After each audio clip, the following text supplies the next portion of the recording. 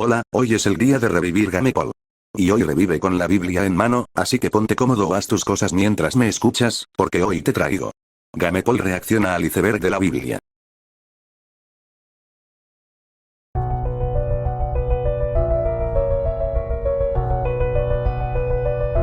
Hay que aclarar que el iceberg no fue hecho por el usuario.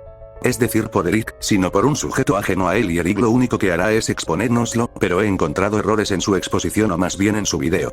Así que vean conmigo estos errores, no todos lo captarán, pero expertos en el tema y gente como yo que tiene un conocimiento no complejo pero sí que le es familiar algún tema del que sabe y quisiera contribuir.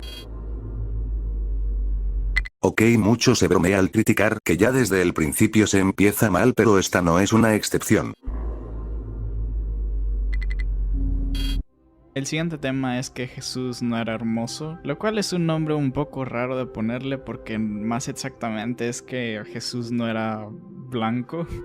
Así que quien sea que haya creado esto, no sé, un poco cuestionable las palabras que haya usado. Pero sí, básicamente la forma en la que vemos a Jesús no es exactamente como sería lo más probable. Sobre todo teniendo en cuenta que justamente donde nació Jesús no es que en realidad hayan muchas personas blancas. Así que muy probablemente su color de piel era un poco moreno y tenía el cabello un poco más corto de lo que se piensa. Y lo de los ojos azules, pues lo mismo que ya dije. Muy probablemente no fue así. Y era una persona más que nada normal, a excepción de los milagros y crear más peces y panes y cosas así. Y el agua en vino.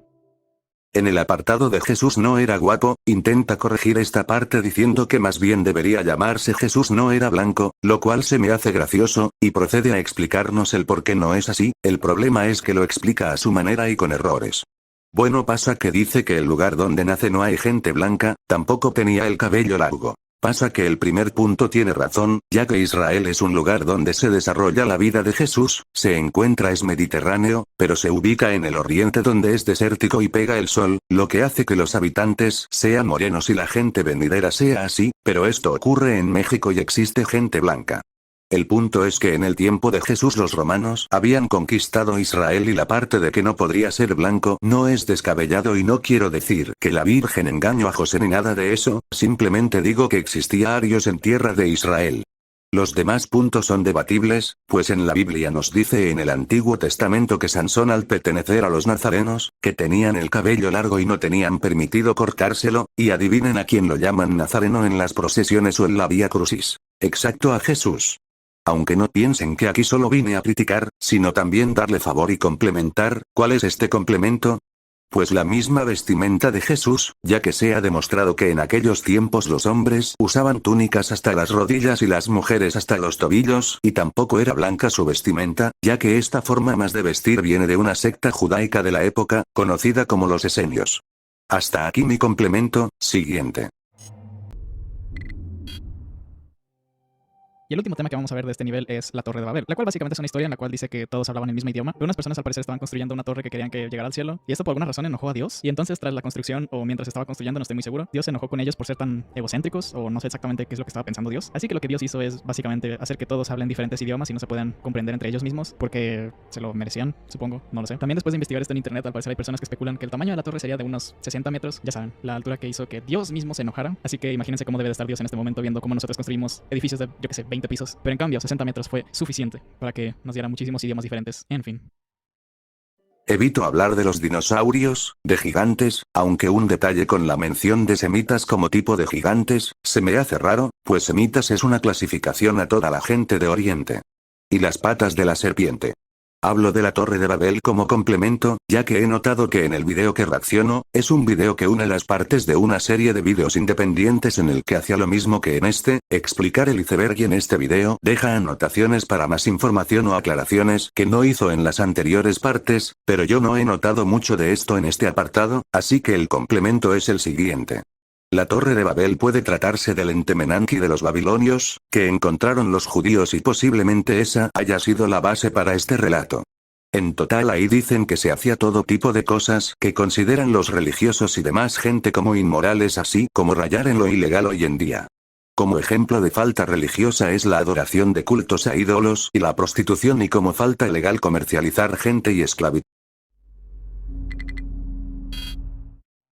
Al principio no sabía exactamente de qué iba este puesto y la iba a dejar así tal cual o simplemente inventarme más o menos de qué iba, pero buscando información encontré el video de Reviewer Random, el cual por cierto fue de mucha ayuda para este puesto y recomiendo mucho que vean su video. Y bueno, existen muchas citas en las que Jesús hace cosas moralmente cuestionables, como por ejemplo el hecho de que él decía que no deberías de lavarte las manos y sobre todo que trataba a muchas personas muy mal. Por ejemplo, cuando le dieron de comer unos fariseos y él básicamente les dijo que eran unos hipócritas por estarlo criticando por no lavarse las manos, y después dice que no lo tienes que hacer porque tiene una metáfora que suena muy bonito y poquito más, la verdad. Y después se ve como él es bastante impotente o con problemas de enojo porque literalmente se enoja con un árbol de higos, el cual no estaba dando ningún fruto porque obviamente no era temporada de higos. Entonces se enoja con el árbol y le da una maldición para que nunca jamás tenga más frutos, lo cual es algo justo de hacer si es que eres Jesús, parece ser. Es bastante absurdo que de verdad él haya hecho eso, y probablemente lo más absurdo de todo esto es que alguien lo estuvo escribiendo y dijo: oh sí, esto es definitivamente muy relevante para el desarrollo del personaje de Jesús o algo. También hay un momento en la Biblia en el que Jesús saca comerciantes de su templo. Parece ser que no es muy fan de el capitalismo.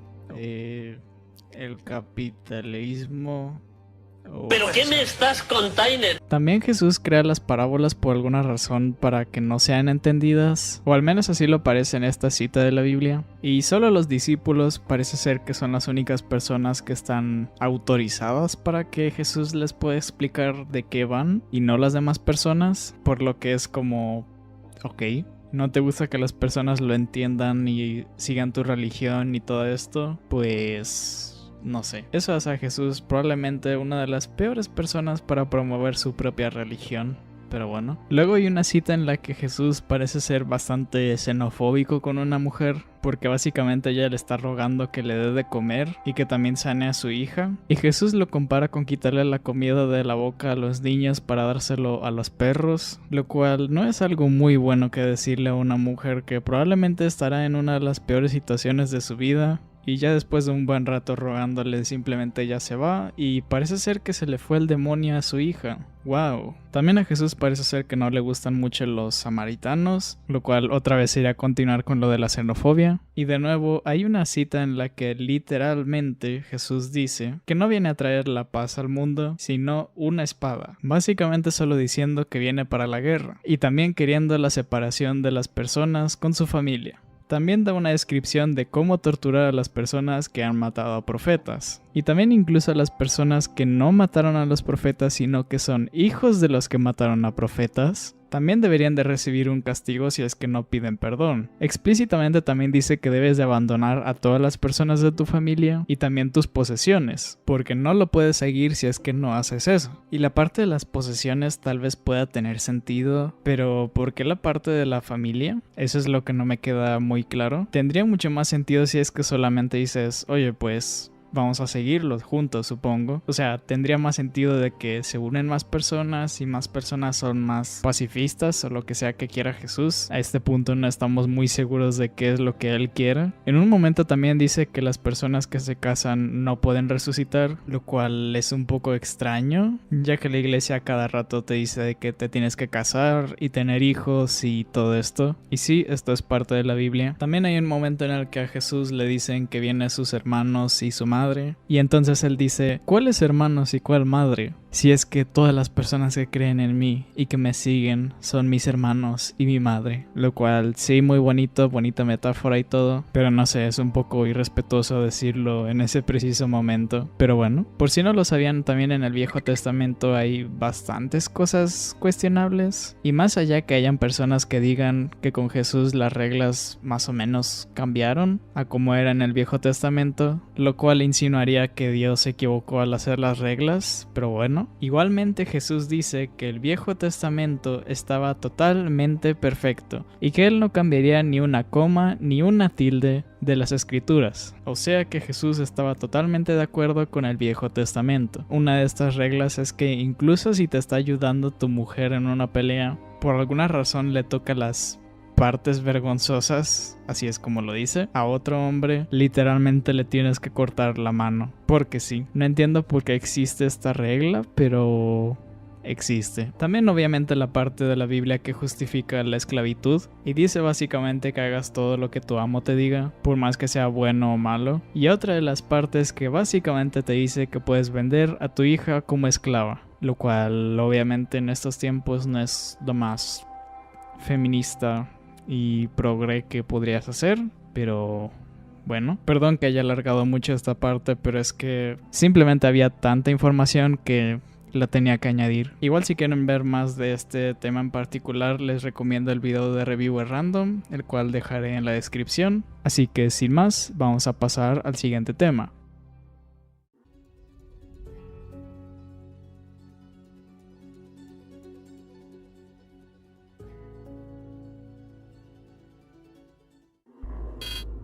La parte de Jesús no es tan bueno. Menciona que Jesús no era tan bueno por su enojo a diferentes personajes de los evangelios, que las parábolas son extrañas por su comprensión y lo rebuscado que suenan, también que haya ciertas partes en las que la Biblia, que son cosas que contradicen el mensaje de la Iglesia Católica o en general la Iglesia. Bueno, los puntos que menciona, no son convincentes para decir de inmediato que esta parte está mal y que esto es cuestionable por lo amoral que suena y se entiende. Bueno, pues revisando mi propia Biblia he visto que hay cosas que entiendo yo y no sé si soy yo el que entiende mal, solo para señalar errores y tener material para el video, pero por lo que comprendo y reflexiono, la verdadera razón por la que estas partes de la Biblia, que Eric señala como contradictorias en realidad tienen significado. La parte de las manos limpias de Jesús y fariseos pues sí es extraña por la higiene y todo eso y la reflexión que considera Eric insípida. La parte del árbol y los higos también tiene razón por la temporada de higos y que no hay razón para secarlo. Aunque rescato que esto es simbólico, ya que reflexiona sobre el pragmatismo, o sea ser útil y que esa utilidad traiga un bien. ¿En qué te basas para decir que Jesús podría llegar a transmitir algún mensaje pragmático? Bueno, lo explicaré en un punto que también aparecerá aquí, solo esperen. Capitalismo, amigo, el capitalismo no existía en la época de Jesús, además de que en un detalle es que menciona que aunque hayan vendido cosas impuras, no es justa la manera en que corrieron a los comerciantes. En realidad Jesús da un sermón en el que dice que al César lo que es del César y a Dios lo que es de Dios, o sea que al templo se reza, no se lucra. Aunque en la realidad sí se lucra mucho la religión, pero eso es tema aparte. Esta parte dudo que Jesús haga la xenofobia, pues Jesús de hecho, si cura a la hija de la mujer, digo porque xenofobia directamente, los ignora o dirían algo fuerte en contra y se negaría a hacerle caso. El siguiente, Eric cometerá un error constante y este error parece que el usuario Eric hará es una mala comprensión lectora. Miren, yo por lo que entiendo en esta parte, no solo se refiere a los samaritanos sino también a los gentiles y pues, ¿qué tienen de malo los gentiles? Nada, no es malo para Jesús que seas gentil sino todo lo contrario. De hecho en esta parte, yo entiendo que Jesús les tiene en buena consideración y si ordena a los discípulos, no pasar por esos lugares es porque no es necesario. Ya que Jesús viene a convertir a la gente pecadora en gente justa y él mismo en varios versículos y diferentes libros se nos dice eso. Así que en este punto es un error muy grave por su parte ya que desmorona por completo este punto. El siguiente punto lo veo debatible ya que Jesús dice que traerá la espada, porque su mensaje de paz da conflicto, ya que rompe con el judaísmo tradicional muy sectarizado incluso hoy en la actualidad, aunque sin la parte de sacrificios a animales y recuerden también esto pues le servirá más adelante. Y la otra en la parte de separarse de la familia, hay que tener en cuenta que los judíos estaban muy reñidos a la fe y irte a una que es similar y no peca, te trae consigo un rechazo de tu familia y Jesús te dice que nada de esto importa ya que él lo dice así. O sea, si la gente de tu familia te acompaña, bienvenido, pero si te rechaza, tú sigue tu camino y no importa si pierdes alguna herencia o tus comodidades solo para seguirlo a él. No todo lo que el güey de este video te dice. Esta parte junto a la de los samaritanos igual me chocan pues cuando lees por completo el contexto te das cuenta que nada que ver. En esta parte los saduceos, una de las 4 sectas judaicas de la época, no creían en la resurrección ni ángeles ni nada del otro mundo como el cielo, poniéndole una especie de sofismo que intentaría desacreditar a Jesús, diciendo básicamente que si una mujer se casa con un judío pero este tiene más hermanos y él muere y la ley cita que deben casarse con los demás hermanos y todos se mueren y ninguno le da un hijo a la mujer y la mujer se muere y todos los hermanos también junto con ella, entonces a la hora de la muerte de todos, que ninguno le dio un hijo a la mujer, quien entonces debería ser esposo de la mujer en el cielo, y Jesús explica que en el cielo todos son como hermanos y no hay diferencia entre esposos, sino que todos se vuelven hermanos sin casamiento ni nada. ¿Entienden si no se los explicó de nuevo? Bueno, no, lean la Biblia si quieren entender mi punto. Donde dicen que en el Antiguo Testamento nada cambió y todo sigue igual y que dentro de ahí hay cosas cuestionables como la esclavitud y demás que menciona, le daré la razón pues es la incógnita, es si hay que seguir esto y que podríamos tomar del Viejo Testamento y llevarlo a la actualidad, pero no se lo dudo mucho.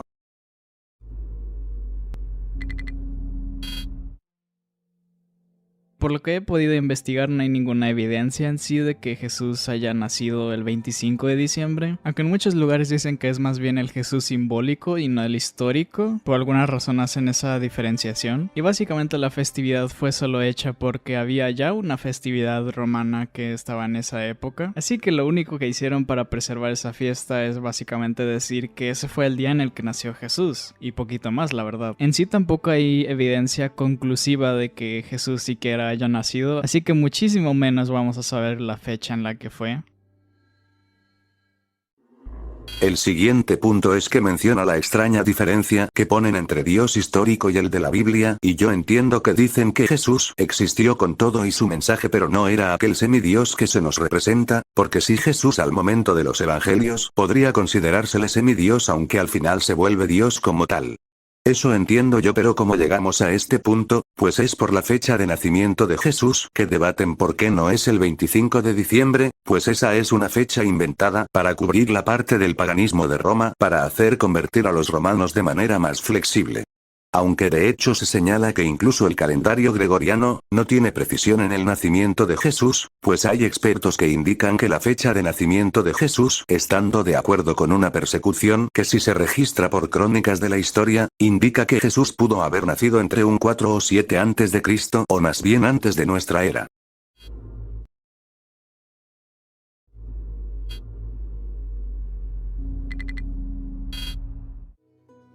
Para los que no sepan, en la Biblia no se dice explícitamente qué es lo que pasa con Jesús desde los 12 hasta los 30 años, para lo cual muchas personas especularon muchas cosas, una de las cuales podría haber sido que él entró en el budismo y también que se lo enseñó a sus discípulos, pero lo más probable es que simplemente haya estado en la escuela y hubiera tenido una vida más que nada normal, o lo suficientemente normal como para que no haya nada muy interesante que decir en el libro. Lo único que se dice de esos momentos es que Jesús creció de edad, estatura y sabiduría, lo cual es un poco raro porque se supone que es el hijo de Dios que al mismo tiempo también es Dios, pero no tuvo todo ese conocimiento desde que nació, pero lo consiguió de manera más rápida que cualquier otra persona. El siguiente punto es sobre cuál fue el paradero después del relato de Jesús, en donde es encontrado en el templo ya que después se pasa a su treintena. Pues hay relatos como los manuscritos de Nag Hammadi o el Evangelio de Tomás que no aparecen en la Biblia, que relata cómo él se fue por Egipto en Alejandría, Roma, Efeso, Babilonia e incluso la India. ¿Es cierto esto? Pues no se sabe. Existen 2 puntos que no debatiré, pues en parte le damos la razón de que, por ejemplo, los ángeles sí tienen rangos y son desconocidos aunque sí mencionados. Y errores de Génesis, también hay que dar la razón de que no coinciden con descubrimientos actuales, aunque quién sabe, tal vez que Adán y Eva tendrían una genética que diera lugar a un incesto sano, que no naciera gente con alguna enfermedad y ninguna deformación, pero eso ya es suponer demasiado. Además se piensa que la Biblia no explica de dónde salió tanta gente de diferentes razas y pues es cierto, pero se piensa que la diversidad comienza después del diluvio y los hijos de Noé dieron lugar a las razas, como Sem de él, los semitas y Jafet, los arios, los indoeuropeos. Aunque quién sabe qué tan lejos llega tu genética perfecta, antes divina, que una vez que pierdas todo de esto empiecen a salirte raros los hijos, cuando te involucras con un familiar no sé, por eso digo aquí que debemos dar razón a este punto, pero el siguiente es algo descabellado, lo que dice el chabón, escuchen y vean. ¿Cuántos reyes magos eran? Básicamente en la Biblia no se menciona ni cuántos fueron, ni tampoco que fueran reyes. Lo único que se dice es que estaban buscando al rey de los judíos y vieron dónde estaba gracias a una estrella que apareció justo cuando nació Jesús y le ofrecieron regalos, los cuales fueron oro, incienso y mirra. Supongo que de ahí es de donde salió que fueran 3, pero como digo, ni siquiera fue mencionado cuántos eran, así que posiblemente pudieran haber sido 2, pudieran haber sido 8, no lo sabemos. Ni tampoco se menciona nada de su raza ni aspecto físico de ninguno de ellos, obviamente. Y supondré que simplemente la iglesia se inventó los nombres y los aspectos, tal vez como para hacerlo más entendible para los niños o algo así. Y así pueden explicar fácilmente que fueron 3 regalos y cada uno trajo uno. Y ya el aspecto físico de cada uno y los nombres fueron básicamente inventados. Así que sí, como digo, no sabemos cuántos fueron ni tampoco sus aspectos. Así que esto es un misterio.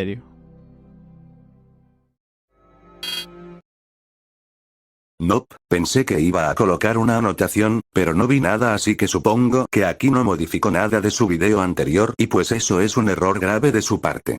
Miren lo de los Reyes Magos si es discutido, pero de ahí pensar que el aspecto y la cantidad no se conozcan si es un error, fíjense y escuchen lo siguiente. En Salmos 72 versículos del 10 al 15 se nos dice que para las bendiciones del rey, además de ser sabio también sea bendecido con regalos de los reinos de Tarsis y su alrededor dará tributo y también reyes de Arabia específicamente el reino de Sabá y Etiopía le hagan llegar las cuotas, específicamente en el versículo 15 dice que le traigan oro de Arabia. Así que si se sabe aspecto, nacionalidad y por qué le traen lo que traen. Otra teoría dicen que podía tratarse de astrólogos persas que trajeron eso, pero igual se sabe que son semitas pero descarta el origen de africanos, así que por eso veo más probable la anterior teoría que si contempla este aspecto y por ello concluyó que si se sabe esto y que Rick no se dio a la tarea de ver a detalle este punto.